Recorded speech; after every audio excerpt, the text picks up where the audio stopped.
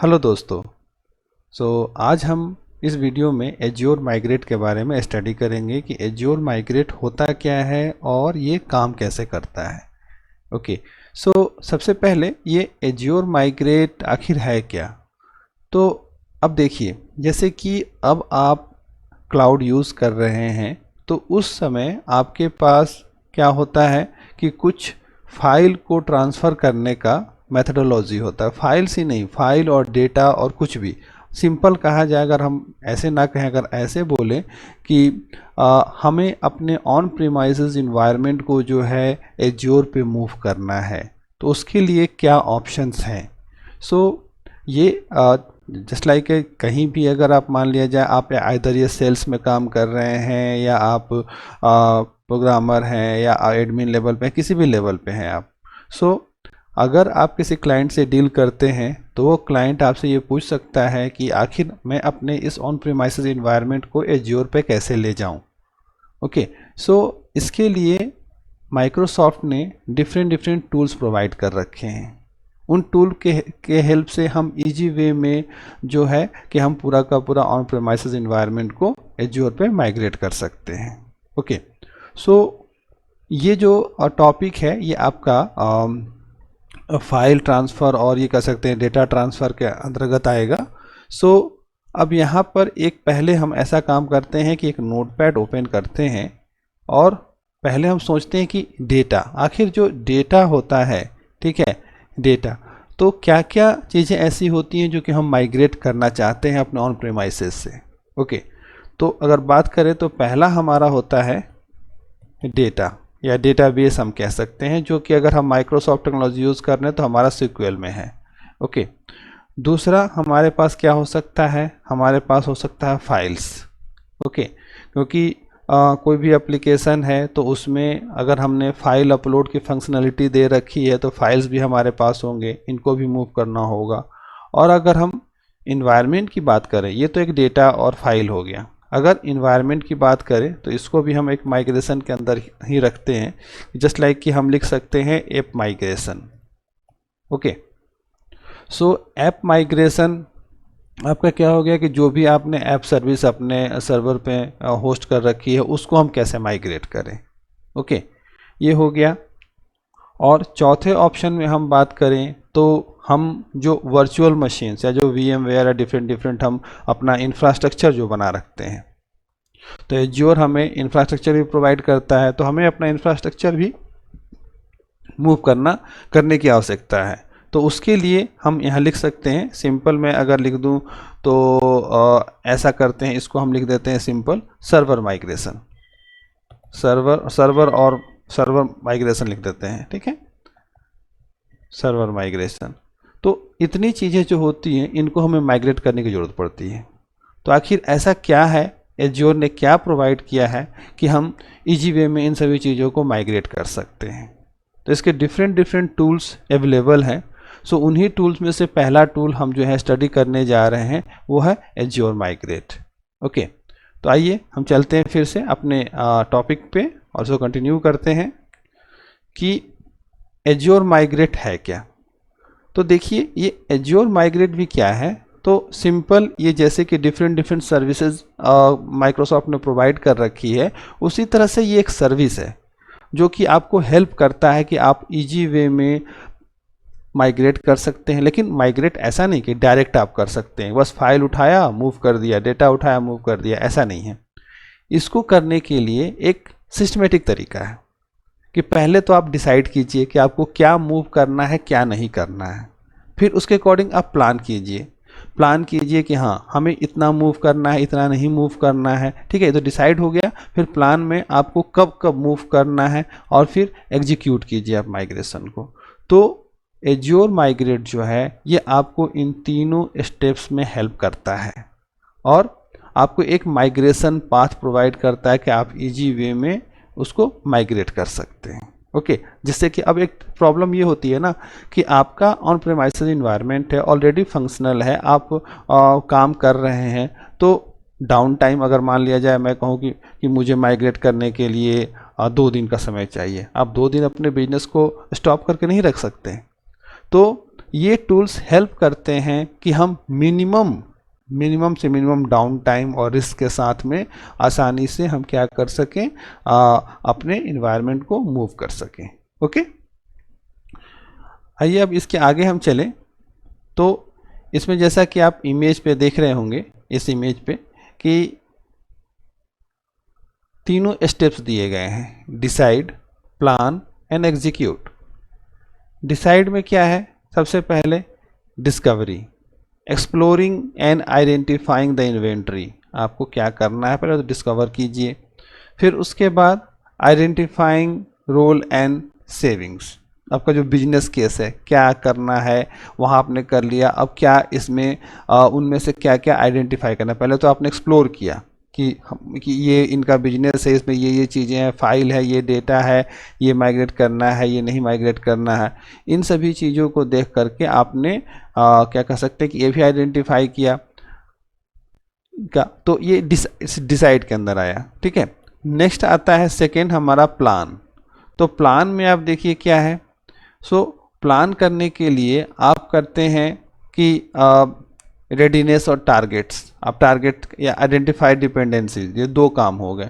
पहला तो ये हो गया कि जो आपने चीज़ें मूव करनी है वो आपका क्या कह सकते हैं कि उसका रेडीनेस है कि नहीं है, टारगेट क्या है उसका, उसकी क्या क्या डिपेंडेंसी। ऐसा तो नहीं कि 4 फाइल है, वो चारों इंटरलिंक्ड है और एक फाइल हम मूव कर रहे हैं, एक फाइल नहीं मूव कर रहे हैं। ठीक है, या एक को माइग्रेट कर दिया और दूसरे को जो है माइग्रेट हम बाद में कर रहे हैं, तो उस टाइम बिजनेस सफ़र करेगा। तो ये चीज़ जो है डिपेंडेंसी आइडेंटिफाई करना भी बहुत ज़रूरी है।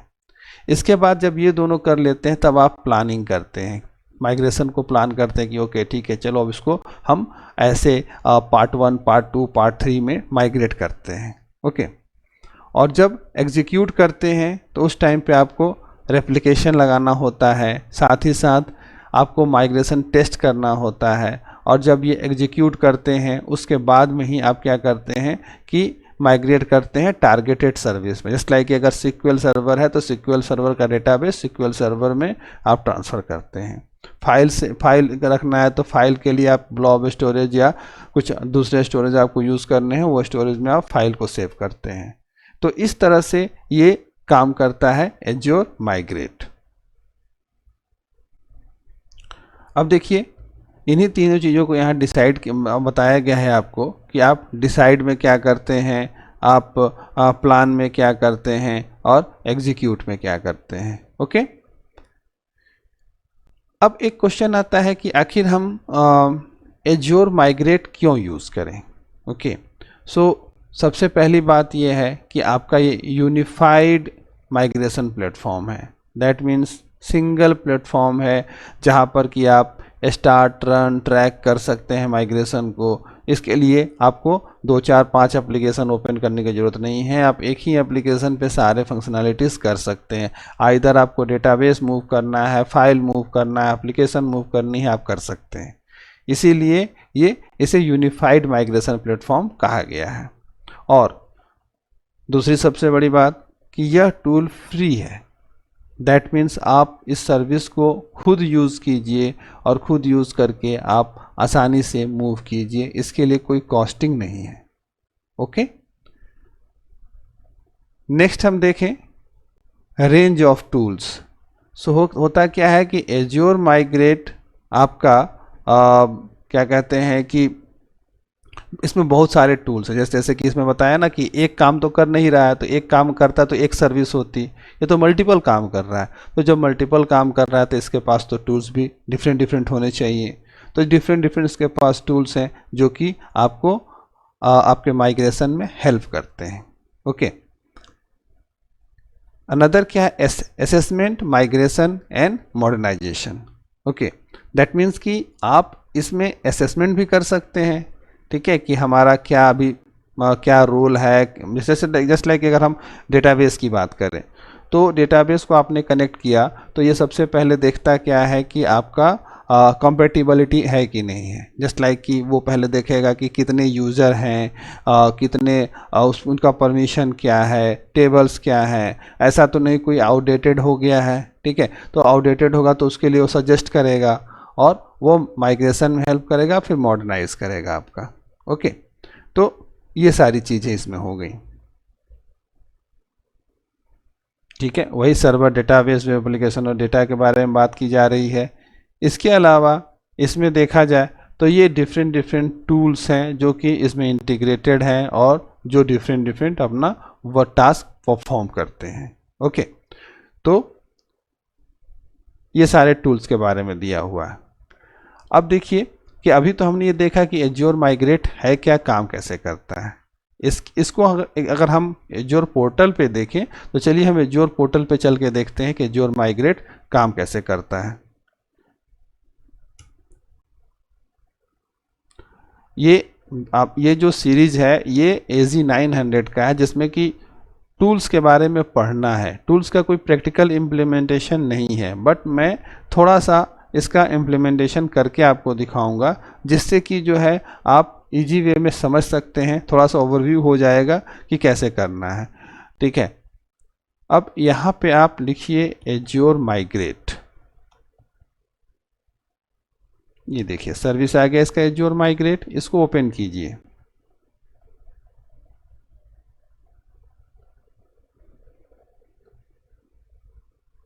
अब देखिए इसमें आपका दिया हुआ है,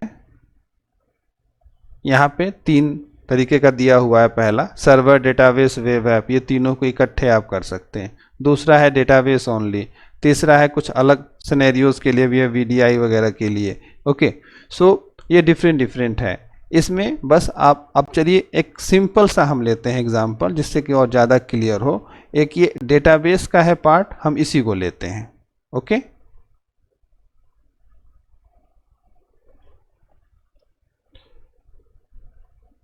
अब देखिए डेटाबेस ओनली। अब देखिए इसमें एज्योर माइग्रेट में अगर आप लेफ्ट साइड में देखेंगे तो लेफ्ट साइड में आपको डिफरेंट डिफरेंट इसके टूल्स दिख रहे होंगे, जस्ट लाइक कि डेटाबेस, वेब ऐप, और क्या कह सकते हैं कि डेटा बॉक्स भी है। डेटा बॉक्स भी हमें अलग पढ़ना है।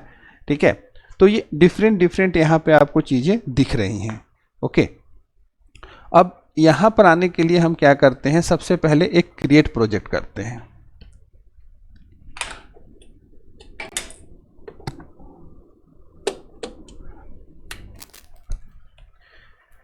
अब देखिए जस्ट लाइक कि जो इसमें ऑप्शंस दिए हुए हैं उन्हीं ऑप्शंस पे हमें बात करनी है।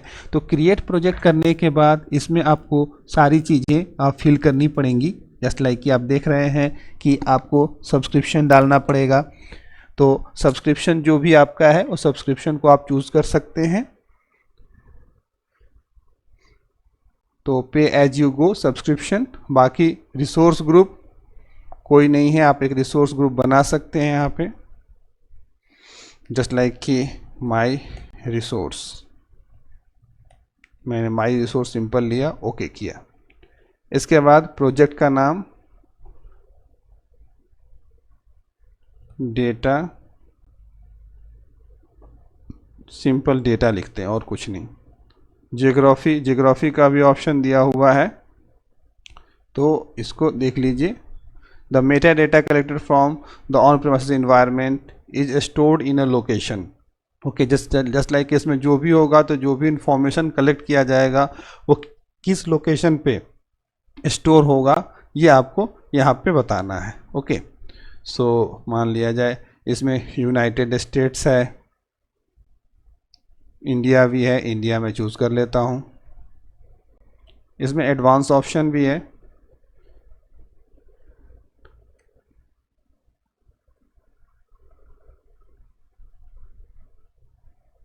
पब्लिक इंड पॉइंट है, कोई नहीं। सिंपल अभी हम क्या करते हैं, इसी इंफॉर्मेशन को लेकर के क्रिएट करते हैं।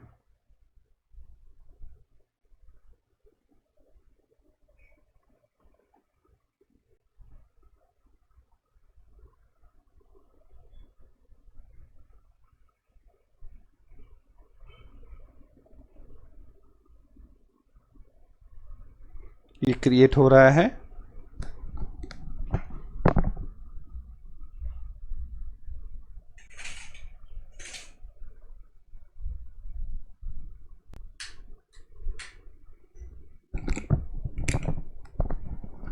अब देखिए ये प्रोजेक्ट क्रिएट हो गया, बट इसमें आपको ऐसा नहीं कि कोई क्या कह सकते हैं कि ये बस एक ये वे होता है कि हाँ हम इसको यूज़ कर रहे हैं। इसके बाद इसमें आप देखेंगे तो असेसमेंट टूल के दो लिंक आपको दिख रहे हैं, एक एज्योर माइग्रेशन डेटाबेस असेसमेंट और एक एज्योर माइग्रेशन डेटाबेस असेसमेंट का असेसमेंट टूल और माइग्रेशन टूल्स दो दिख रहे हैं। ओके, और इसमें यहाँ पे इनका जो डेटा माइग्रेशन असेसमेंट टूल का जो लिंक है वो यहाँ पर है, इसको आप क्लिक करके इसको डाउनलोड कर सकते हैं। ये देखिए डेटा माइग्रेशन असिस्टेंट वर्जन 5.8, इसको आप डाउनलोड करके इंस्टॉल कर सकते हैं। तो मैंने ऑलरेडी इंस्टॉल कर रखा है, मैं उसे ओपन करता हूँ।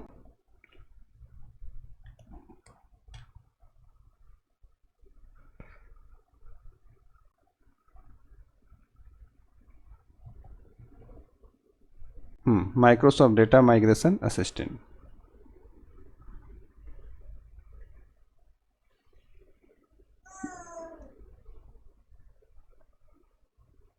अब देखिए इसमें यहाँ पे आप न्यू पे क्लिक करेंगे,